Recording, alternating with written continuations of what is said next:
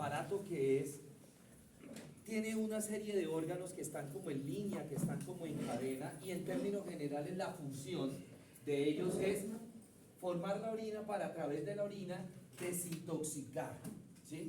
Desintoxicar. Perdón, un momento. La función de los riñones es retroperitoneal, o sea, para yo explorarlos, me queda más fácil explorarlos por esta vía de abordaje, por la parte posterior. Muy bien. Microscópicamente, el riñón está como órgano que es, está constituido por unas células. Las células que forman el riñón se llaman nefronas. Las nefronas. ¿Cómo está constituida una nefrona? Entonces, una nefrona está constituido por el glomérulo, y ese glomérulo está constituido por capilares arteriales y capilares venosos. Alrededor del glomérulo hay una cápsula que se llama la cápsula de Bowman. Esa cápsula de Bowman, pues como es una cápsula, la función de esa cápsula es como delimitar esos capilares arteriales y venosos. De esa cápsula de Bowman sale esta estructura, que es un conducto que se va a enrollar. Por eso se llama tubo contorneado proximal. ¿Por qué proximal? Porque está cerca del glomérulo. Luego ese tubo deja de enrollarse y me forma esta estructura a manera de U, que se llama asa de Henle. Asa de Henle. Y luego llega otra vez la porción ascendente del asa de Henle, se vuelve nuevamente a enrollar y me forma el tubo contorneado distal. Ese tubo contorneado distal se une a un tubo que se llama el tubo colector o túbulo colector. Si ustedes se dan cuenta, a este túbulo colector le llegan varias nefronas, varios túbulos distales. ¿Para qué? Aquí comienza el proceso de filtración. Por todo esto hay un proceso de filtración, o sea, están sacando impurezas, residuos, desechos, los están sacando, ¿cierto? Y los van a depositar acá. Cada nefrona deposita una gotica, y esa gotica me va a ir formando la orina. En la medida que esa gotica se forma de acá, de acá, de acá, de acá, de acá, de acá, me van formando una gota de orina grande o un filtrado grande que me va a formar lo que es la orina. Muy bien, al hacer un corte del riñón, aquí vemos la ubicación del riñón retroperitoneal, acá encima irían todas las vísceras del aparato digestivo. Entonces, por eso yo no puedo explorar la vía urinaria de un paciente, no la puedo explorar por la parte anterior del abdomen, porque, y más si somos gorditos, para tocar el riñón, no. En cambio acá, la cantidad de panículo adiposo es mínima, ¿cierto? Entonces puedo fácilmente explorar la parte urinaria a nivel retroperitoneal. Al hacer un corte, el riñón está cubierto por una cápsula de peritoneo, que precisamente se va a llamar cápsula, ¿sí? Y observo dos zonas al hacer el corte del riñón. Una zona periférica, hipopigmentada, que va a recibir el nombre de corteza renal. Y una región central, que recibe el nombre de médula. Esa médula es hiperpigmentada, la médula, ¿sí? Ahora, en la médula, ¿qué veo? Ustedes ven unas estructuras como a manera de triángulo, como a manera de pirámide, que reciben el nombre precisamente de pirámides renales. La punta de esa pirámide renal recibe el nombre de papila renal. Ahí en la papila renal está terminando toda la parte excretora microscópica, o sea, aquí están terminando muchísimos túbulos colectores, aquí en esta zona, que es la parte microscópica. Toda esta parte de acá tiene nefronas, que son microscópicas, ¿cierto? Y aquí se reúnen muchísimos túbulos colectores y comienza la parte macroscópica, con esas estructuras que son como una copa, como un cáliz, ¿sí? Y ahí comienza la parte macroscópica con esas estructuras que reciben el nombre de cálices mayores. Los cálices mayores se unen y me van a formar, perdón, cálices menores son estos, cálices menores. Esos cálices menores se unen y me forman los cálices mayores, y los cálices mayores se unen y me forman esta estructura dilatada que recibe el nombre de pelvis renal, que esa pelvis renal es la que sale del riñón. Esta es la pelvis renal que sale del riñón, ¿cierto? Aquí la tenemos nuevamente, la pelvis renal.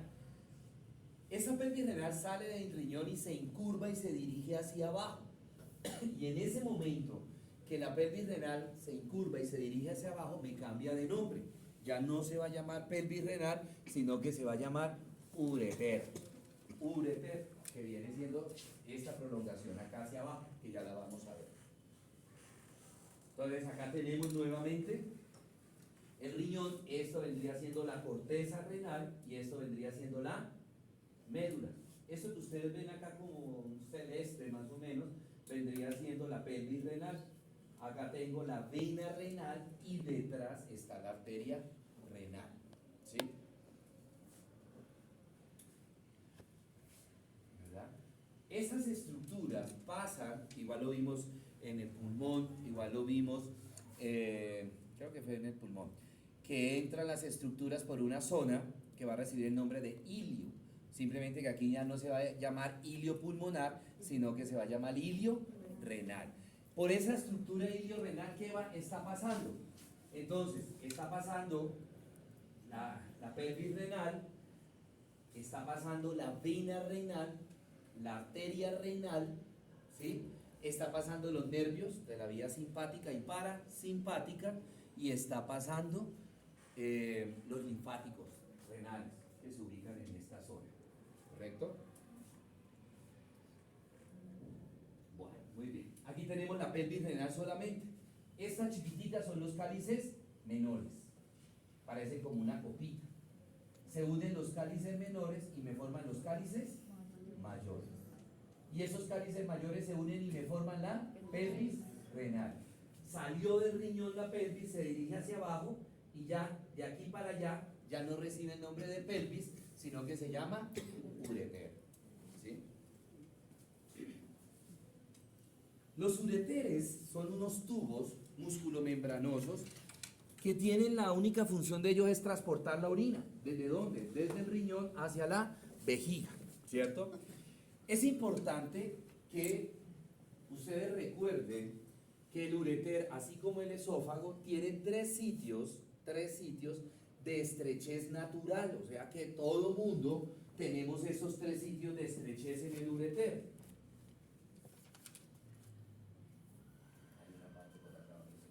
Ok, ¿cuál es el primer sitio de estrechez? Acá, donde termina la pelvis renal y comienza el ureter. Ahí hay una estrechez.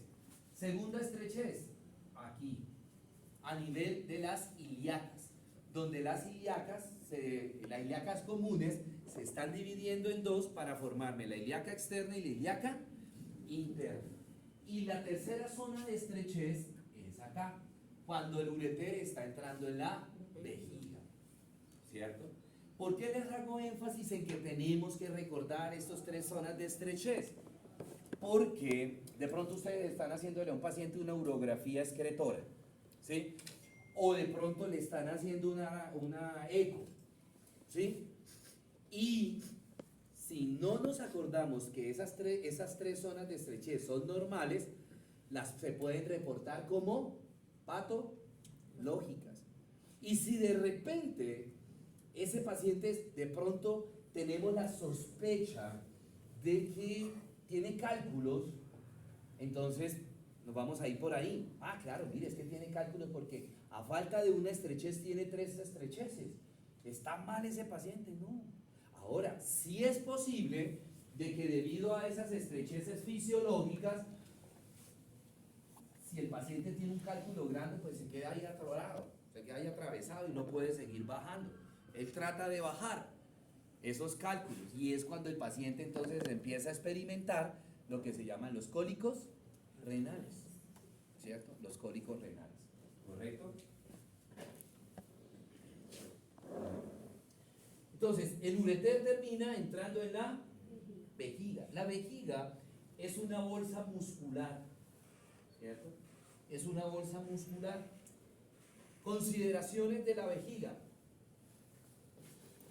Primero, cuando la vejiga está vacía, la vejiga es de localización retropúbica, o sea, detrás del pubis. Por eso cuando la vejiga está vacía o tiene poco contenido urinario, no se puede palpar. ¿Por qué? Porque está detrás del pubis.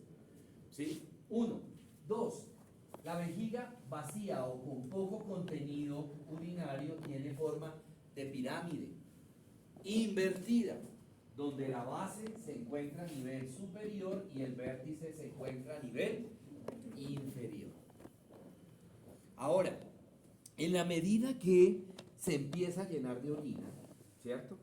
La vejiga me va cambiando de forma, y cuando ya la vejiga está llena, tiene forma de globo, tiene forma de circunferencia. Por eso, ¿quiénes trabajan acá en sector salud? ¿Han escuchado hablar de globo vesical? Sí. Quiere decir que es eso. Y segunda consideración, no solamente me cambió de forma, sino que se me hace suprapúbica, o sea que la parte del fondo de la vejiga se hace por encima del pubis y yo lo puedo palpar. De hecho, a todos nos ha pasado que de pronto tenemos muchas ganas de orinar y nos tocamos por encima del pubis, allá en el vientre bajo, que llama uno, en el hipogastrio, y siente uno molestia, de pronto siente uno dolor, ¿sí? Y si somos hombres, entonces tenemos que como aflojarnos la correa porque la correa nos talla ahí, nos duele, y las mujeres igualmente, en fin. ¿Sí? Señor. Ahí está la hernia. ¿Cuál hernia? Ahí puede dar una hernia, ¿cierto? ¿No? ¿Vesical no? ¿No? No. Bueno, muy bien. La vejiga en la parte posteroinferior, la vejiga en la parte posteroinferior tiene 3 orificios.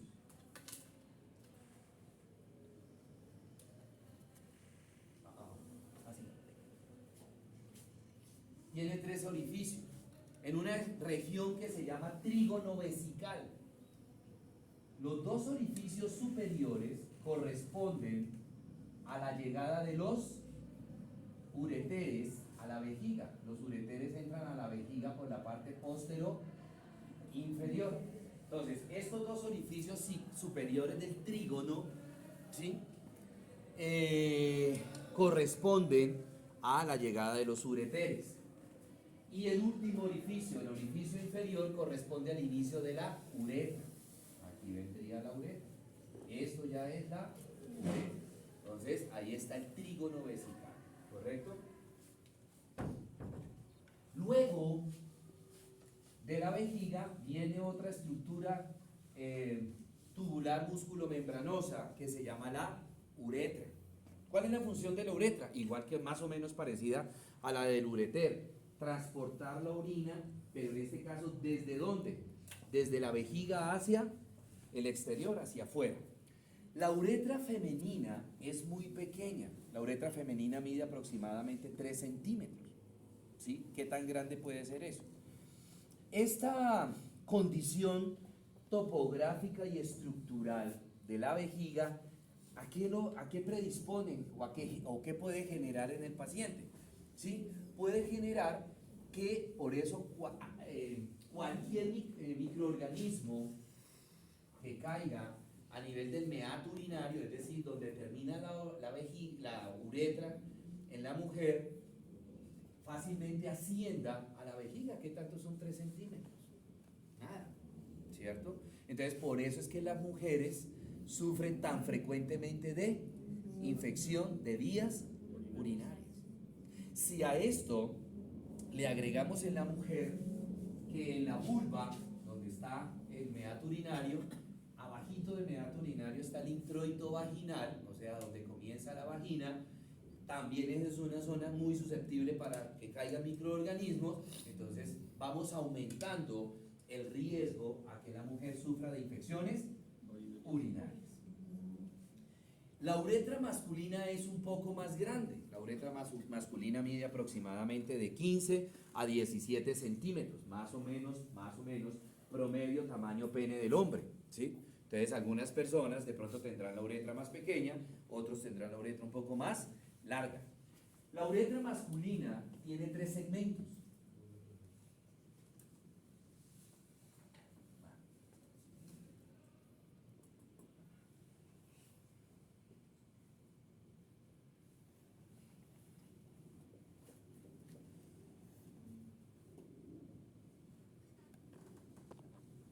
La uretra masculina tiene 3 segmentos, como es más larga, tiene 3 segmentos. El primer segmento es la parte de la uretra que nace de la vejiga y atraviesa la próstata. Y esa porción se va a llamar uretra prostática. Ahora entendemos por qué los hombres, cuando empezamos a sufrir de la próstata, los síntomas se nos manifiestan es a nivel urinario. ¿Sí? ¿Por qué? Imaginémonos que esta es hacemos un corte, aquí está la próstata y acá está la uretra. Si esto se empieza a inflamar, ya sea por una infección, un síndrome prostático, ya sea por una hiperplasia benigna de próstata, ya sea por un cáncer, un adenocarcinoma, pues eso va creciendo, ¿cierto? Y la próstata crece no solamente hacia afuera, sino también hacia dónde, Hacia adentro. hacia adentro. Y empieza ¿qué? A comprimir la uretra. Y entonces, ¿qué pasa? Que si esto se estrecha la luz, porque la próstata la está comprimiendo, pues se empieza a retener orina ahí. Se empieza a retener la orina. ¿Sí?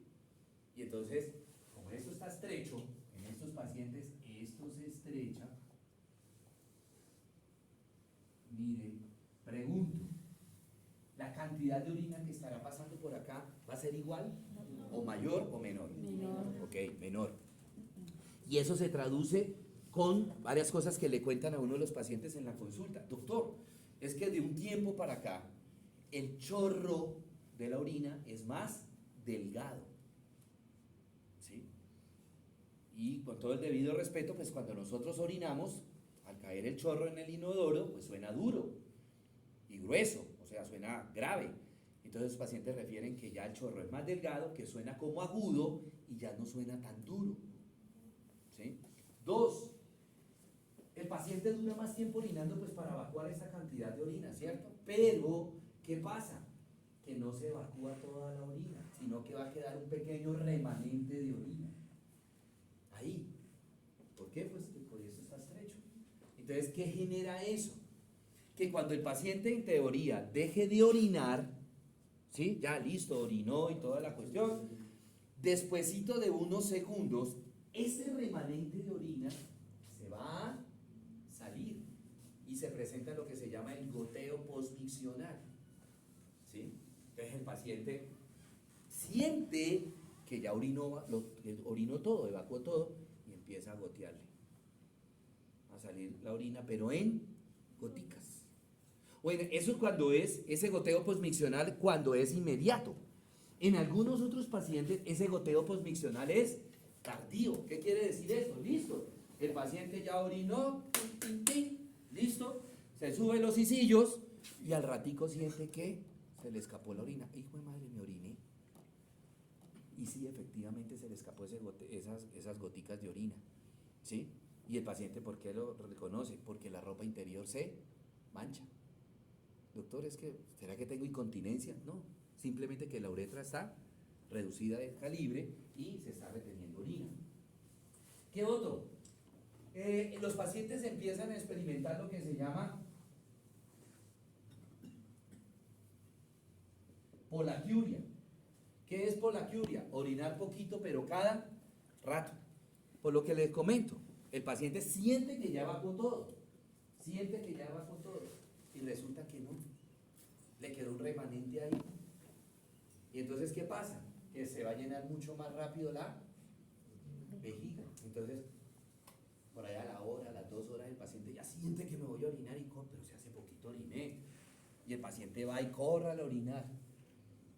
Y orina poquito. ¿Y qué otra característica tienen los pacientes que tienen prostatismo, o sea, que están sufriendo de la próstata? Que para iniciar la micción, como esto está estrecho, no pueden iniciar la micción espontáneamente, sino que tienen que pujar. Entonces eso se llama pujo vesical, ¿cierto? Entonces esas son todas las características de un paciente que está sufriendo de la próstata, y ya sabemos el por qué. Luego viene un pedacito, bueno, la uretra prostática mide aproximadamente 1.5 centímetros, más o menos. Señor. Creo que esas personas que sufren de la próstata son los que le colocan lo que es la sonda, ¿cierto?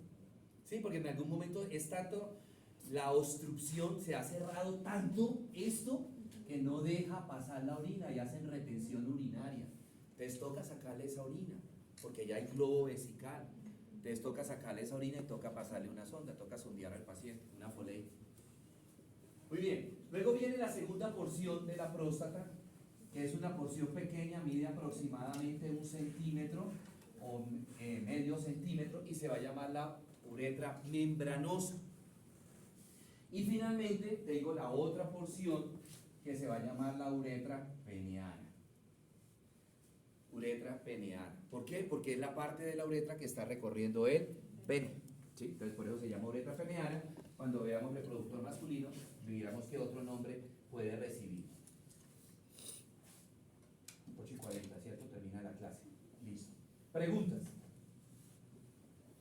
Preguntas, dudas, inquietudes.